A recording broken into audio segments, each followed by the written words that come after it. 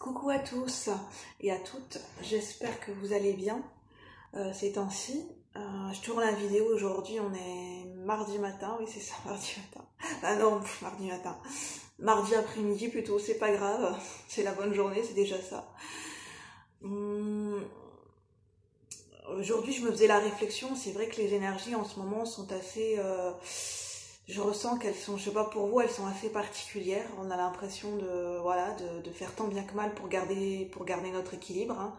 Comme tout à chacun, je pense. On se sent assez bouleversé par tout ce qui se passe. Et on essaye de... moi, c'est la réflexion que je me faisais ce matin, justement, que cette sensation de marcher sur des œufs, de pas savoir où... de tout faire pour garder son équilibre tant bien que mal. Donc je vous invite à tenir bon, à vous accrocher, à essayer de chaque jour de faire ce qu'il faut pour garder le moral, c'est important, pour rester le plus possible positif, pour s'aider les uns les autres. Enfin du moins moi c'est ce que j'essaye de faire, même si c'est pas toujours évident, mais on fait ce qu'on peut. Et c'est déjà le principal. Donc aujourd'hui, je me suis fait beaucoup de réflexions, j'ai l'impression de faire un retour en arrière, enfin... Je pense pas que ce soit une régression, il y a jamais de... Enfin, tout a un sens, tout prend un sens, je pense, mais j'ai l'impression de faire un retour dans le passé en ce moment, de revivre, pas revivre, mais de penser à certaines choses du passé, de ressentir certaines émotions, sensations liées au passé. C'est pour ça que j'avais envie de vous partager cette vidéo, parce que je pense que les réflexions que je me fais, que je suis en train de me faire pourront peut-être faire écho avec certaines personnes ce qu'elles ont pu vivre ou ce qu'elles sont en train de vivre, donc c'est pour ça que je pense que c'est important de partager, donc je le fais.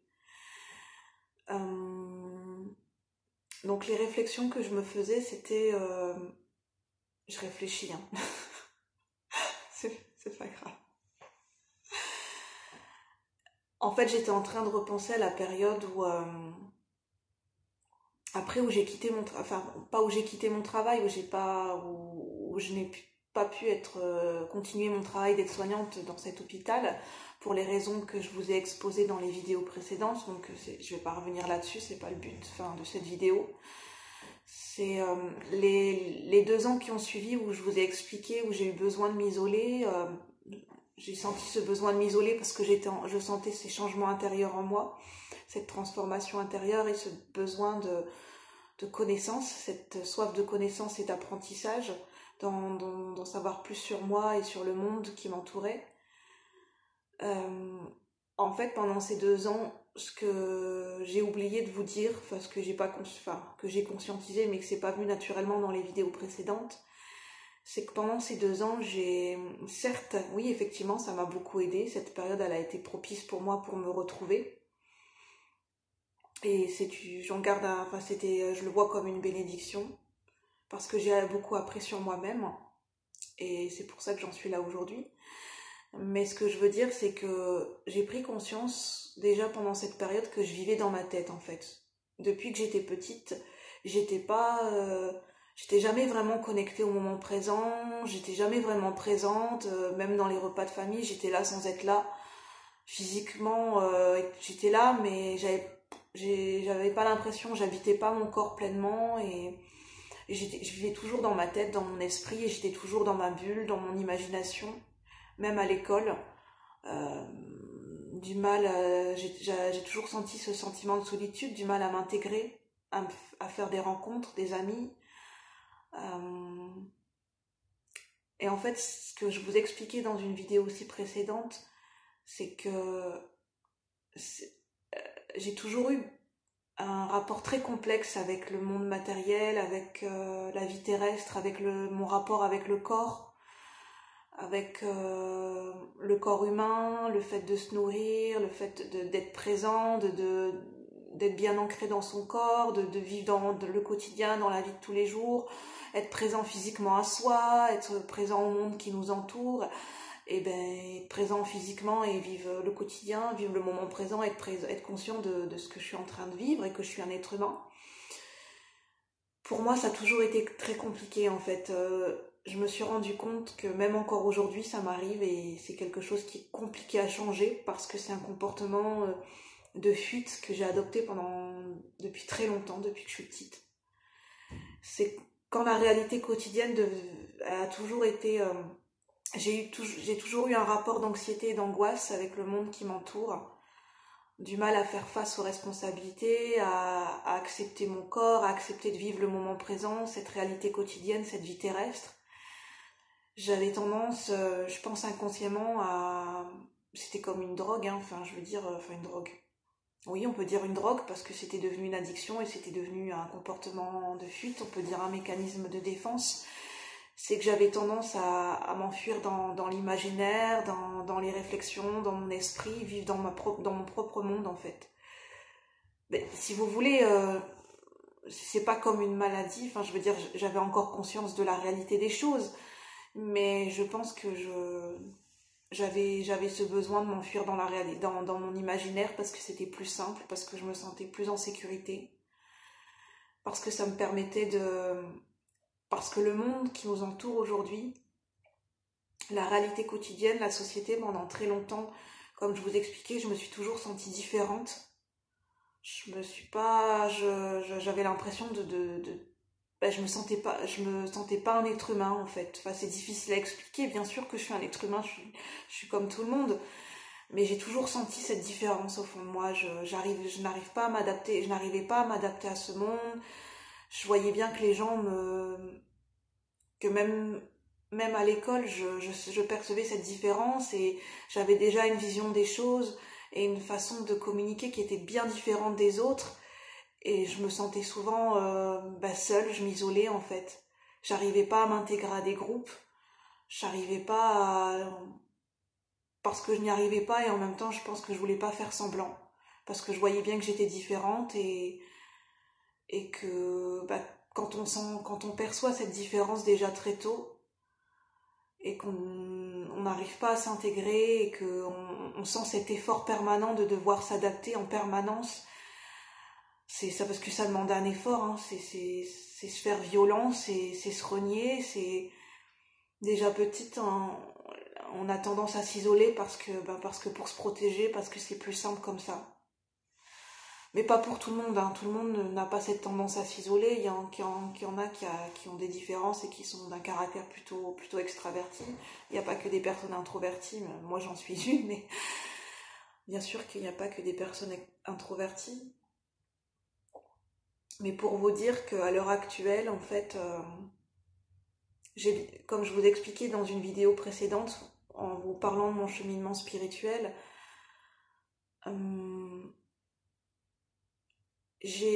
aujourd'hui, je ne pense pas être la seule, je pense qu'il y a d'autres personnes qui ressentent, qui ont ces sensations et qui sont inexplicables, c'est difficile à expliquer, cette sensation de ne pas appartenir à ce monde, à cette vie terrestre, pas parce qu'on veut se couper du monde, mais c'est vraiment une sensation profonde, c'est quelque chose qu'on ressent depuis qu'on est petit, qu'on n'arrive pas à s'intégrer dans ce monde, qu'on trouve pas sa place parce qu'on sent bien qu'on a une différence sur tous les plans, sur notre manière de ressentir, sur notre manière de penser, sur notre manière de fonctionner, de réfléchir, de vivre, sur tout un tas de choses, sur qui on est, sur comment on perçoit les gens.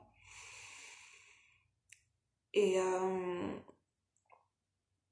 c'est pas qu'on veut être dans le jugement, on essaye de pas être dans le jugement, mais pendant longtemps, moi j'ai essayé de m'adapter, j'ai essayé de faire des efforts surhumains pour m'adapter aux gens qui m'entouraient, pour m'adapter au monde, où j'ai fini par m'effacer. Aujourd'hui, j'ai pris conscience que j'ai envie de m'exprimer et de me montrer telle que je suis et de retrouver ma véritable nature et je suis en chemin là-dessus. Et j'en suis bien contente parce que je pense que c'est la clé de tout. Je pense que l'adaptation, à un moment donné, c'est un mécanisme de défense, c'est nécessaire pour réussir à vivre dans ce monde, et je pense qu'on passe tous par cette phase-là, on essaye de s'intégrer dans le monde qui nous entoure comme on peut, et c'est naturel parce que voilà, c'est humain, on n'a pas envie d'être seul, on a envie de se faire des amis, on a envie de faire des rencontres, on a envie de trouver sa place auprès des gens, auprès du monde qui nous entoure, c'est tout à fait naturel et ça se comprend. Mais la clé, je pense, c'est déjà de se retrouver soi. Moi, c'est ce que j'ai compris. d'apprendre à s'aimer soi-même, de se redécouvrir, de s'exprimer tel que l'on est. Et de le faire à notre rythme chaque jour, petit à petit. De la manière qui nous parle le plus. En écoutant notre intuition et notre cœur, comme je le répète souvent. De la manière la plus juste pour nous et pour les autres. Mais ce que je voulais dire aussi, c'est que pour moi, c'est en cheminement, j'apprends à me réécouter, à m'exprimer tel que je suis. Mais ce qui est difficile, c'est que pendant 2 ans, j'ai vécu dans ma tête, en fait. Et j'ai perdu, je pense que je me suis un peu beaucoup coupée de la réalité. J'ai plongé dans les bouquins, dans les connaissances, je me suis coupée de, comment dire, j'ai perdu cette... j'habitais pas pleinement mon corps, en fait, j'étais pas présente dans mon corps, j'étais pas présente physiquement, je faisais pas attention si j'avais des douleurs physiques, s'il fallait que je fasse du sport, des étirements, j'écoutais pas mon corps, je mangeais sans manger, en fait, je faisais même pas attention à ce que je mangeais, parce que, j'avais qu'une envie, c'était plutôt de lire des bouquins, de me poser, j'étais tout le temps dans ma tête, en fait, dans le côté intellectuel, et j'étais dans ma bulle. J'avais pas envie qu'on vienne me parler, en même temps, ça se comprend, hein, je veux dire, c'était dans une période c'est tout un processus où j'étais en train de me transformer intérieurement et j'étais déstabilisée. Forcément, c'est déstabilisant de changer intérieurement et on ressent ce décalage avec le monde qui nous entoure. Et le temps que les choses se rééquilibrent, ça demande du temps, donc c'est normal qu'on est déstabilisé, que les gens autour sont déstabilisés.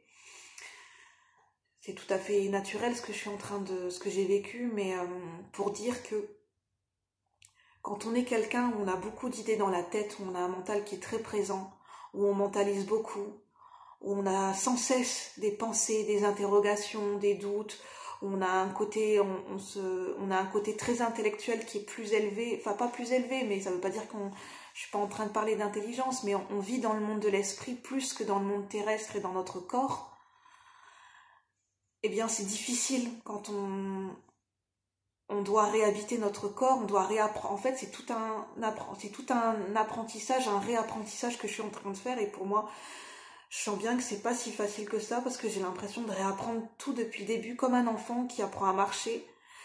Je suis en train d'apprendre à réécouter mes besoins, de me dire mais qu'est-ce que mon corps il a besoin, de réapprendre à le faire fonctionner parce que mes muscles, je les ai pas fait fonctionner pendant un petit moment, j'ai perdu la notion du temps, j'ai plus de rythme. Pour être honnête avec vous, à l'heure actuelle, pendant ces 2 ans, en fait, je vivais, j'étais complètement en décalage et j'avais plus du tout de rythme. Ce qui fait qu'aujourd'hui, c'est pour ça que je vous expliquais dans les vidéos précédentes que je vous ai dit souvent que je suis très fatiguée. Et c'est ce qui s'explique, en fait, c'est pour ça que je vous en parle maintenant. Cette fatigue générale, elle s'explique parce que, comme j'ai très longtemps vécu dans ma tête et dans mon imaginaire, et que j'étais pas présent dans mon corps et j'ai pas appris à vivre le moment présent, parce que pour moi, vivre le moment présent, c'est quelque chose qui est très dur à faire, c'est tout un apprentissage, je dois trouver des techniques, ça me demande des efforts tous les jours parce que j'ai pas l'habitude de prendre conscience du moment présent et de vivre pleinement ce que je suis en train de vivre. Parce que quand on a un mental qui est très présent, ça demande de travailler dessus tous les jours. Je travaille sur mon mental tous les jours pour essayer de revenir dans la conscience, travailler sur des affirmations positives, travailler sur des techniques pour me vider la tête. Parce que comme j'ai des pensées tout le temps, à chaque instant, mais je suis en fait, automatiquement, je replonge dans ma tête, je suis dans mes pensées, et tout de suite, je suis déconnectée de la réalité, en fait. Et pour moi, ça demande un effort je vais pas vous le cacher, qui est douloureux de revenir à chaque fois dans le moment présent. Je suis obligée de me faire violence, parce que des fois, quand je repars dans ma tête, je m'en rends pas compte. C'est au bout de 20 minutes que je me rends compte que je suis en train de penser. Ça fait 20 minutes que je cogite dans ma tête, et de me dire, mais là, tu fais quoi? T'as des choses à faire? Ça fait 20 minutes que t'es dans ton lit, que tu bouges pas, et c'est pour ça que pour moi, retrouver un rythme, c'est pas si simple que ça. Donc si vous êtes dans cette situation, c'est pour vous dire que ce qui vous arrive, c'est tout à fait naturel, sans parler d'autres processus de troubles de troubles de maladie, hein. Là je parle dans mon propre ressenti. Si vous percevez que vous vivez la même chose, je pense que c'est un processus naturel. Quand on est quelqu'un qui mentalise beaucoup, on n'est pas présent à ce qu'on fait, on n'est pas conscient, on ne vit pas dans le moment présent, parce que c'est plus simple et on se sent plus en sécurité, on a ce besoin inconscient et à la limite même conscient de se déconnecter souvent dans notre imaginaire. Et ce qu'il faut se dire, c'est que c'est compréhensible, je ne peux que vous comprendre. C'est pas évident quand on vit dans sa tête de réintégrer son corps, mais faites-vous confiance et reprenez votre rythme petit à petit, soyez indulgent envers vous-même, ça demande du temps. Et trouvez ce qui vous fait du bien, trouvez les techniques qui vous aident à vous ancrer.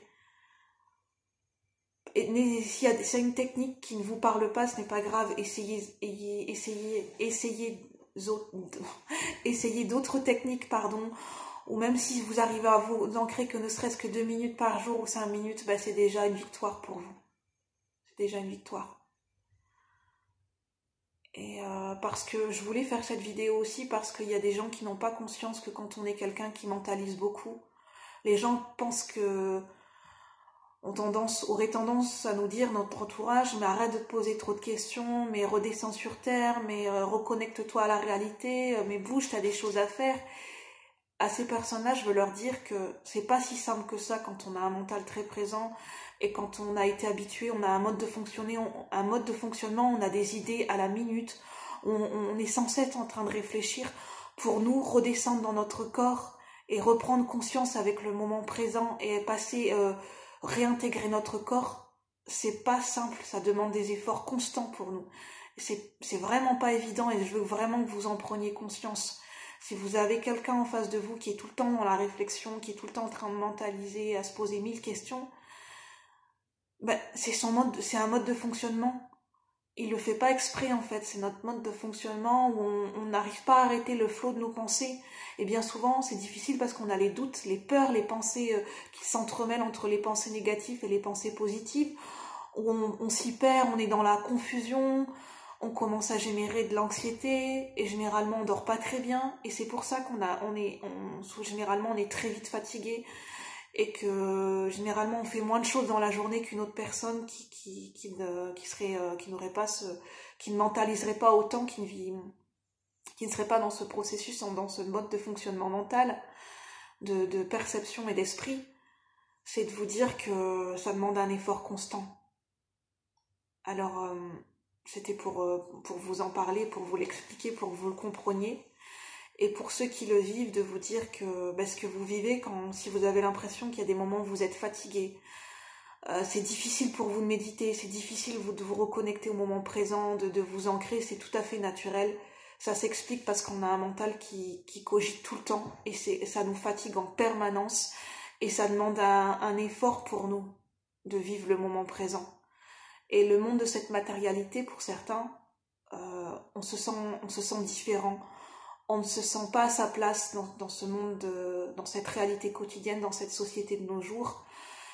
Et trouver un équilibre et trouver sa place dans cette vie, dans cette vie terrestre. Sachez que ce n'est pas simple pour tout le monde. Bien au contraire. Ça demande un cheminement qui est particulier. Des fois, ça demande plus de temps et ça demande un rythme de travailler sur son propre rythme, de se redécouvrir. Donc soyez indulgents envers vous-même, c'est important. Voilà ce que je voulais dire aujourd'hui. J'ai fait une vidéo spontanée, donc je ne sais pas si j'ai oublié des choses. N'hésitez pas à me poser des questions si ce n'est pas très clair, parce que je pense que la vidéo, quand j'écoute mon feeling de faire des vidéos, effectivement ça part un peu dans tous les sens. Mais c'est mon mode de fonctionnement. J'aime bien faire des vidéos sur le moment, en m'écoutant, en écoutant mon intuition, sur le feeling et en étant spontanée. C'est comme ça que j'arrive à faire des vidéos, parce que si je m'écoute de trop, c'est pas si je m'écoute de trop, mais si je commence à me poser trop de questions, à mentaliser, je ne serai pas capable de vous faire des vidéos. C'est pour ça que pour moi, les faire de manière spontanée, c'est plus simple et c'est plus fluide pour moi de vous les faire de cette manière-là pour réussir à vous partager ce qui pourrait vous aider et ce que j'ai envie de partager. Voilà. Je vous remercie de votre indulgence et en tout cas, je vous souhaite beaucoup d'amour et beaucoup de bienveillance et je vous souhaite de prendre soin de vous. À bientôt. Bye bye.